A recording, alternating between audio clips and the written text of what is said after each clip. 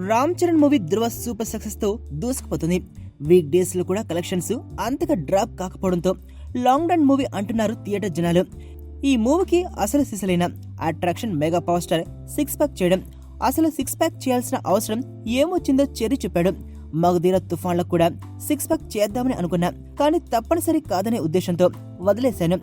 Script finalise లో భాగంగా script కు మనం ఎక్కువగా చేయాల్సింది ఏమీ లేదని, కానీ క్యారెక్టర్ కి మాత్రం ఎంతో చేయొచ్చని చెప్పాడు సురేందర్ రెడ్డి. అష్టదిగ్బంధనం కాన్సెప్ట్ ను మొదట్లోనే చెప్పేశాడు. అలాగే మొదటి సీన్ లోనే విలన్ ఎంత తెలివైనవాడో తెలిసిపోతుంది. అలాంటి వాడిని ఎదుర్కొనేందుకు శారీరకంగా మానసికంగా అంతకంటే ధైర్యం ఉన్న హీరో కావాలి. చూడగానే అలా అనిపించాలి. అందుకే సిక్స్ ప్యాక్ చేయమని చెప్పాడు సురేందర్ రెడ్డి అంటూ సిక్స్ ప్యాక్ సీక్రెట్ విప్పేశాడు చరణ్. మరి ధృవకి చిరంజీవి బోల్డ్ అన్ని సజెషన్స్ ఇచ్చారనే టాక్ ఉందిగా అనే మాట కూడా చెర్రీ ఫేస్ చేయాల్సి వచ్చింది.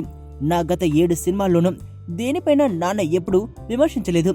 మంచి విషయాలను ప్రశంసిస్తారంతే, ఫెయిల్యూర్స్ ను తప్పు పట్టరు.